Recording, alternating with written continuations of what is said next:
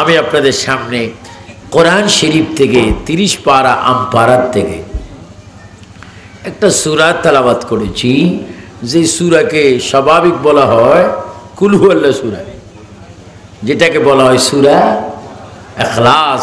আরো জোরে মানে সূরা।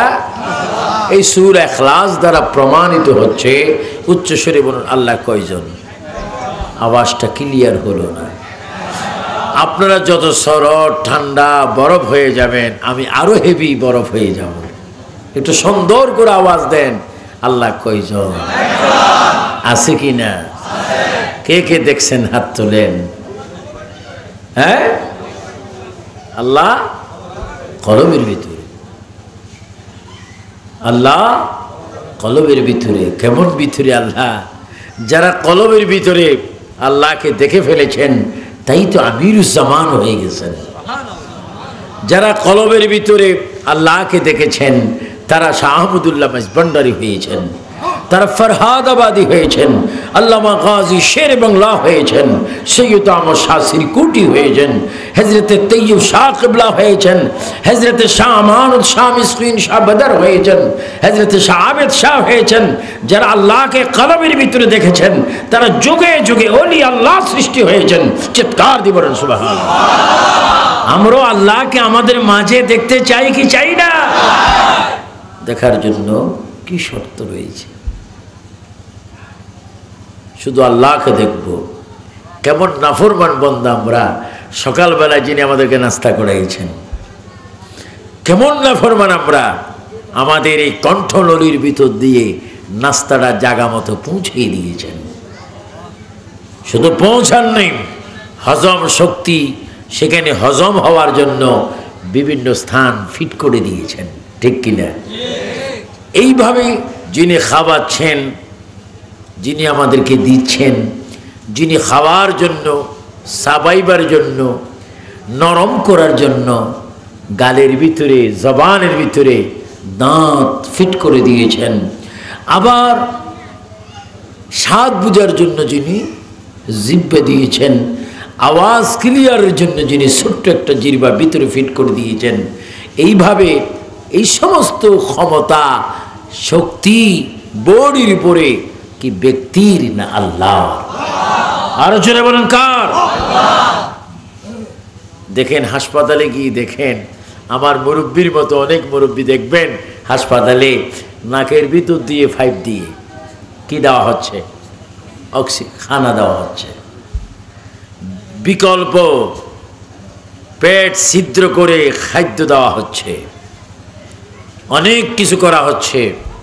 আল্লাহ ইচ্ছা করলে কোনো নোটিশ ছাড়া এই মুহূর্তে আপনার এই দিকের খানার রাস্তা বন্ধ করে দিয়ে, ব্লক করে দিয়ে অন্য রাস্তা দিয়ে আপনাকে খাওয়াইতে পারেন। এই শক্তি কার? আরো জোরে বলেন কার? আরে বাবারা, খানা খাবেন দূরের কথা, এই মুহূর্তে আজরাইল ফাটাই নিয়ে যাইতে পারেন, এই ক্ষমতা কার? আল্লাহ আজরাইল ফাটাইলে কোনো পরামর্শ করবো নাকি যে আপনি আসবেন নি ফজরের নামাজের পরে কবরে? এ ধরনের কোনো গোল মিটিং হবে নি। এই দেশের সর্বোচ্চ মাননীয় প্রেসিডেন্ট যিনি জিল্লুর রহমান, আজকের পেপারে দেখলাম তিনি সিঙ্গাপুর যাচ্ছেন কি করার জন্য? চেক আপ করার জন্য। ওনার লাইফের চেক আপ শেষ হতে পারে আজকে, নাও আসতে পারেন। একজন রাষ্ট্রপ্রধানকে রাষ্ট্র থেকে বিচ্ছিন্ন করে কবরে নেওয়ার ক্ষমতা কি আমাদের না আল্লাহ? আরো জোরে বলেন কার? এই জন্য উচ্চস্বরে বলেন সর্বময় ক্ষমতা কার? আমরা ইবাদত করব কার? নামাজ পড়ে সিজদা দিব কাকে? আমাদের কুফাল দিয়ে সিজদা করি কাকে? আরো জোরে বলেন কাকে? এই দরবারের মাইজভান্ডার দরবারের একটা বদনামি ছড়ায় বেঈমানরা, যারা নামাজ পড়েন আল্লাহকে সিজদা দেয় না, এরা সিজদা দেয় মাজারে। তো আমি সিজদা করছি মসজিদে আল্লাহকে, কাকে? মসজিদে সিজদা করছি ওয়াক্ত মোতাবেক যোহর, আসর, মাগরিব, ইশা, ফজর, কাকে? আল্লাহকে। ওই সিজদার মালিক আল্লাহ, সুবহান রাব্বিয়াল আলা। আর মাজারে আমিরুজ্জামান বাবা, তিনি এখনো মাজার থেকে আমাদের দিকে তাকিয়ে আছেন। ইনশাআল্লাহ আমার ফয়েজ বরকত কসম দিয়ে বলি, তারা এখনো কবরে জিন্দা। চিৎকার দিবেন সুবহানাল্লাহ। এটা আপনাদের বিশ্বাস হয় কি হয় না? এরা জিন্দা হবে না। আল্লাহু আকবার।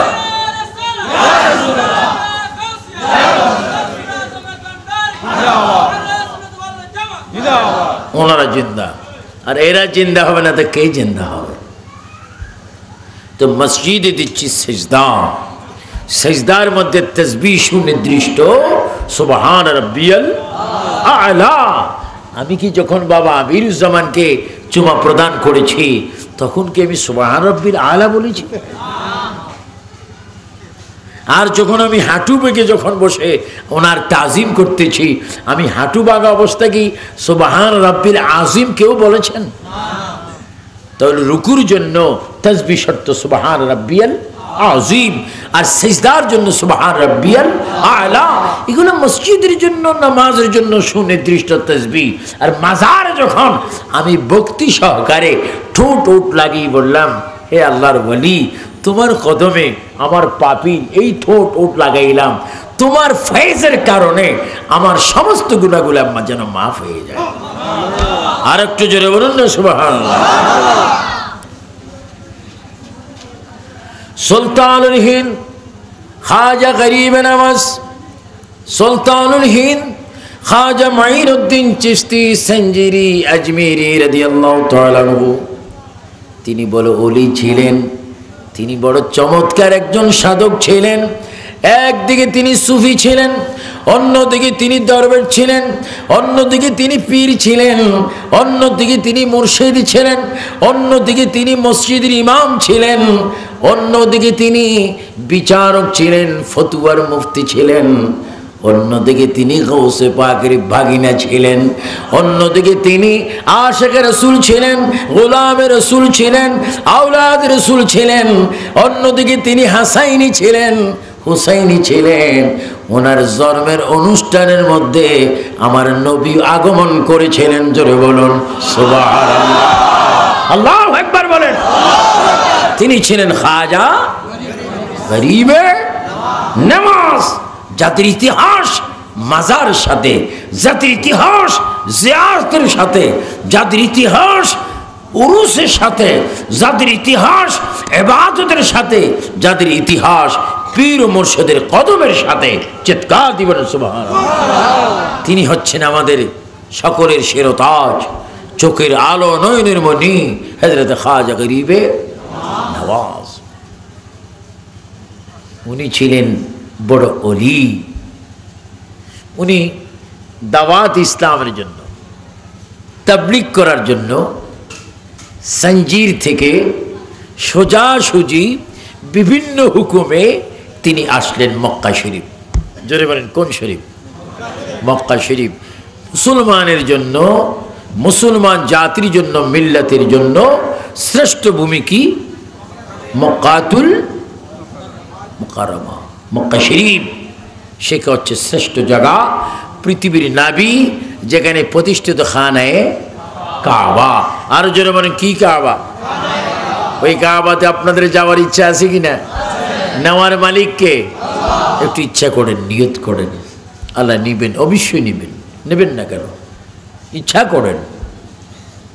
আপনি মদ খাবার নিয়ত করতে পারেন, মদ খাচ্ছেন, হ্যাঁ, গাঁজা খাচ্ছেন, হ্যাঁ, তারপর ইত্যাদি ইত্যাদি খাচ্ছেন, আবার বলে বলে বেড়াচ্ছেন পুরা ফটিয়া আমার, ফটিয়া আপনার হয়ে গেছে। আপনার স্ত্রী প্রশ্ন করলো, গোটা ফটিয়ে তোর হয়ে গেল, কারণ কি? এটা আমার দাবি না, বোতলের দাবি। একটা বোতল দিয়ে যদি এতটুকু দাবি করতে পারেন, নিয়তটা সহি করেন, আল্লাহর কাছে কাঁদেন, আমিরুজ্জামান বাবাকে বলেন যে আপনার কদমে আমরা ভিক্ষা চাই, জীবনে একটা বার যেন সোনার মক্কা মদিনা দেখতে পাই। উচ্চ স্বরে বলুন না সুবহানাল্লাহ। মদিনার টিকিট দেওয়ার ক্ষমতা আছে কিনা? এগুলো চান না। খাজা গরিবে নওয়াজ কি বলতেছিলাম, তিনি মামা। খাজা গরিবে নওয়াজ বাগিনা হুজুর গৌসে বগদাদ, শাহিনশাহী বগদাদ, তিনি হচ্ছেন মামা। মামা ওলি আল্লাহ, বাগিনা ওলি আল্লাহ। মামা নামাজি, বাগিনা নামাজি।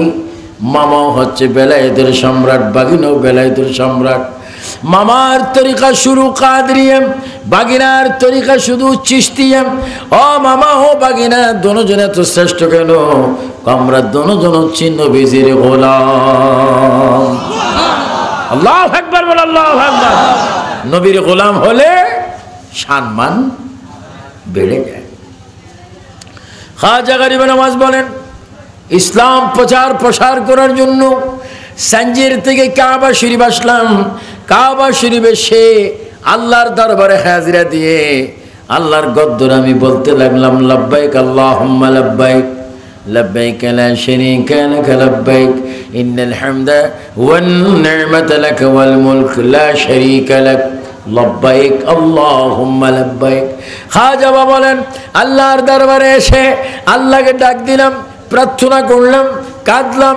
শুধু কাঁদলাম না, চিৎকার দিয়ে দিয়ে বললাম, রব্বুল আলামিন তোমার কাছে আমি মঈনুদ্দিন ভিক্ষা চাই।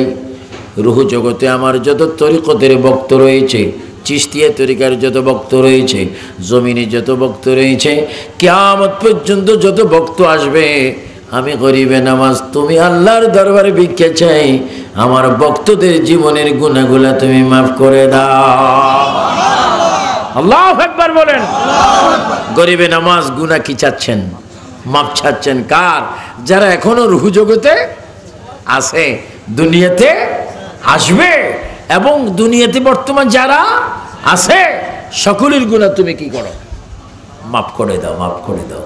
এটা দরুদ শরীফ পড়েন, আল্লাহুম্মা সাল্লি আলা সাইয়্যিদিনা। কেমন আছেন আপনি? ওয়া আলা আলি সাইয়্যিদিনা। এটা মুহাব্বতে দরুদ শরীফটা একটু জোরে জোরে বলবেন, আল্লাহুম্মা সাল্লি আলা সাইয়্যিদিনা মাওলানা।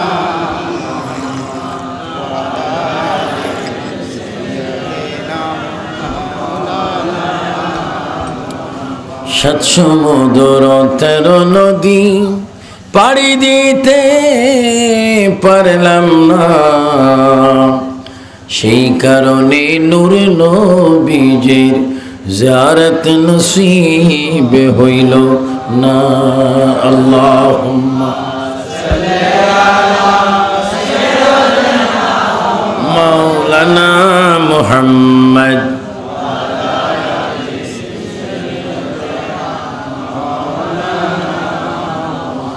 খাজা গরিব নওয়াজ আল্লাহর দরবারে কাঁদলেন, ফরিয়াদ করলেন, কাঁদতে কাঁদতে পেরেশান হলেন। সারা জিসিম দিয়ে পসিনা বাইর হলো। পসিনা মোবারক বাইর হওয়ার পরক্ষণে তিনি বেকারার বেহুশ হয়ে গেলেন। মাকাম ইব্রাহিমের সামনে তিনি শুয়ে পড়লেন। তিনি আল্লাহর প্রেমের মধ্যে ঘুমাচ্ছেন। কি ঘুম আল্লাহ জানেন, আল্লাহর আশিক জানেন। কিছুক্ষণ পরে আল্লাহ তাআলা ডাক দিচ্ছেন, মঈনুদ্দিন, হ্যাঁ মঈনুদ্দিন উঠো। কিছুক্ষণ আগে আমার ঘরের দরজা ধরে তুমি আল্লাহ আল্লাহ বলে আমার কাছে প্রার্থনা করেছো তোমার ভক্তদেরকে ক্ষমা করে দেওয়ার জন্য।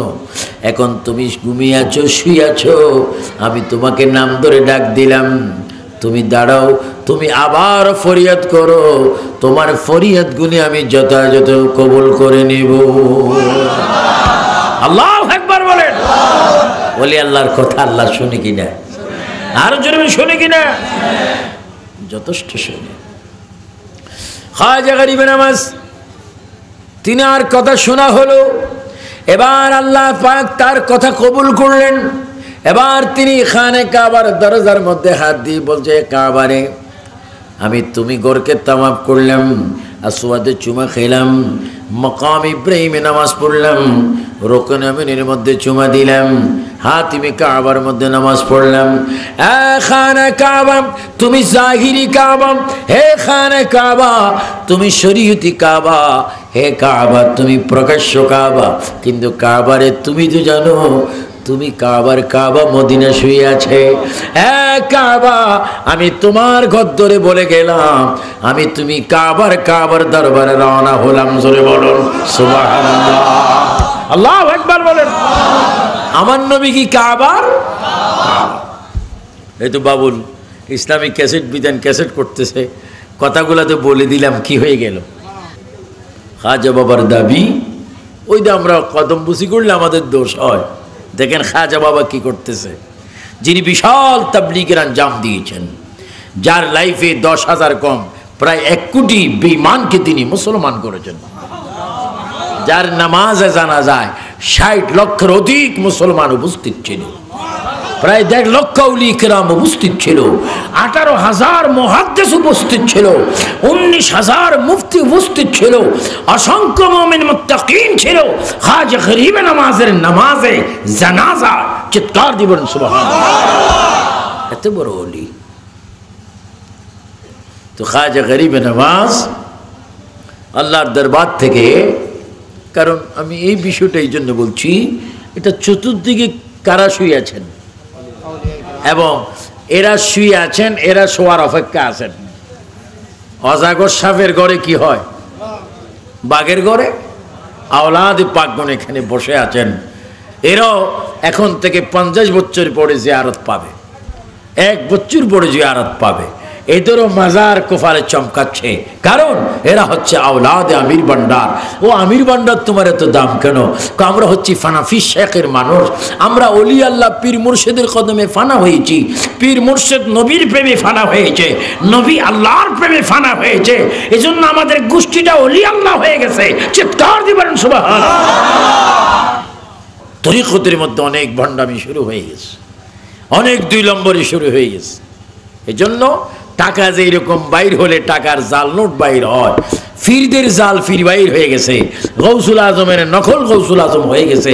আমরা কি নকল চাই না আসল চাই? আওয়াজটা দুর্বল মনে হয়, কেউ নকলের পক্ষ আছেন? আর একটু জোরে বলেন, আমরা কি আসল না নকল? আমরা গৌসুল আজম শাহিন সাহেব বগদাদ চাই কি চাই না? বাবা মাইজ ভান্ডারি চাই কি চাই না? বাবা আমির ভান্ডার চাই কি চাই না? এদের কাছে আসলে কি গুনাহ না সওয়াব? ওলা মনে রাখবেন। খাজা গরিবে নামাজ রওনা হলেন কোথায়? মদিনাতুল মুনাওয়ারা। তো কিভাবে যাবেন? আমি গত রমজানের আগের রমজান যখন মদিনা পাকে গেলাম, আল্লাহু আকবার, ইংল্যান্ড থেকে আমার প্রিয় নবী মুহাম্মদ রাসূলুল্লাহ সাল্লাল্লাহু আলাইহি ওয়াসাল্লামের দেশ, এত সুন্দর দেশ, নবীর দেশ, এত মুহাব্বতের দেশ, যেই দেশের মাটির দিকে তাকালে মনে হয় মাটিরও যেন আল্লাহর হাবিবের দুরূদ শরীফ পড়ে, পাহাড়গুলি যেন আল্লাহর জিকির করে। কত সুন্দর দেশ। ওই দেশটির নাম সবাই উচ্চস্বরে বলুন, সোনার মদিনা। আর একটু জোরে বলেন, কি মদিনা? ওই মদিনা আমরাও যেতে চাই কি চাই না? খাজা গরিবে নামাজ খানে কাবার তাওয়াফ শেষ করে দরজার মধ্যে হাত দিয়ে বললেন, কাবা রে, ও কাবা, এতক্ষণ তোর মধ্যে আমি ছিলাম, এখন আমি কাবার কাছে আমি যাব, কিন্তু কাবার কাছে যাব।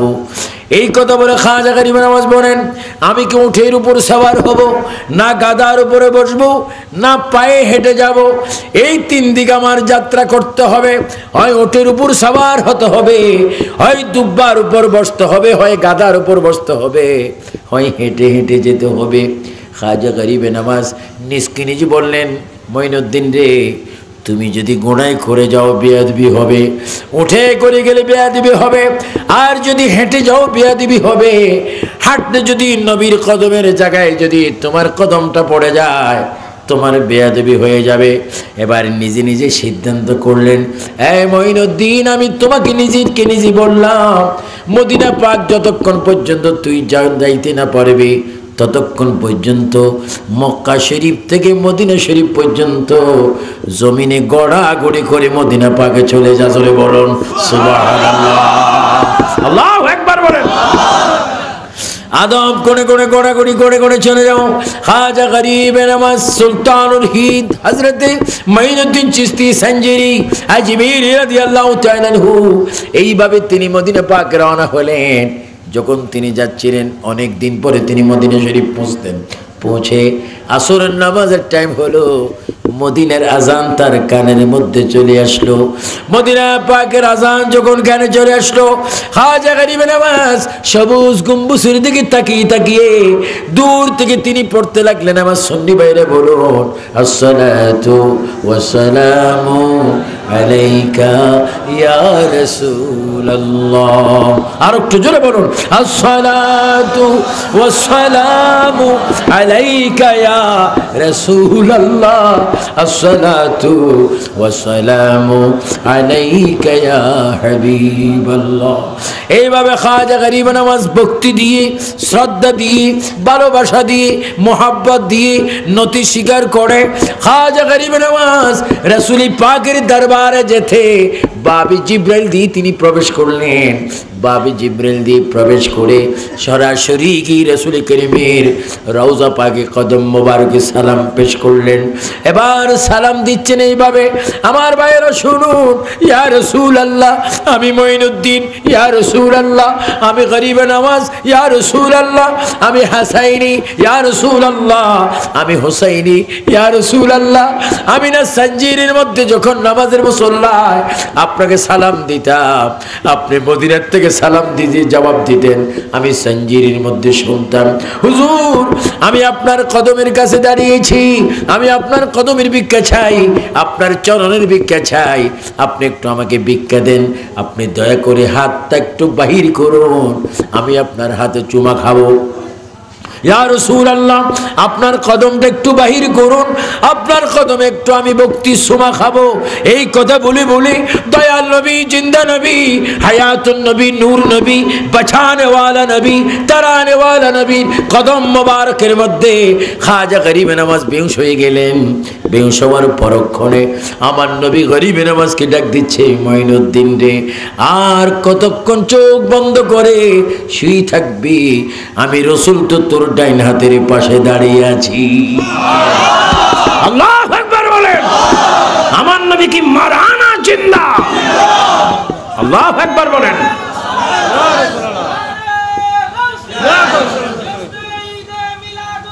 জিন্দাবাদ জিন্দাবাদ জিন্দাবাদ। দরুদ শরীফ পড়েন, আল্লাহুম্মা সাল্লি মাওলানা মুহাম্মদ।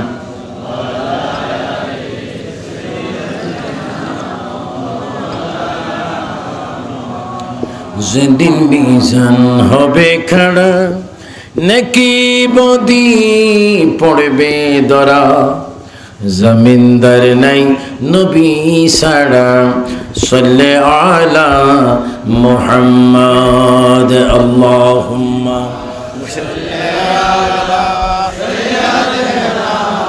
মাওলানা মুহাম্মদ।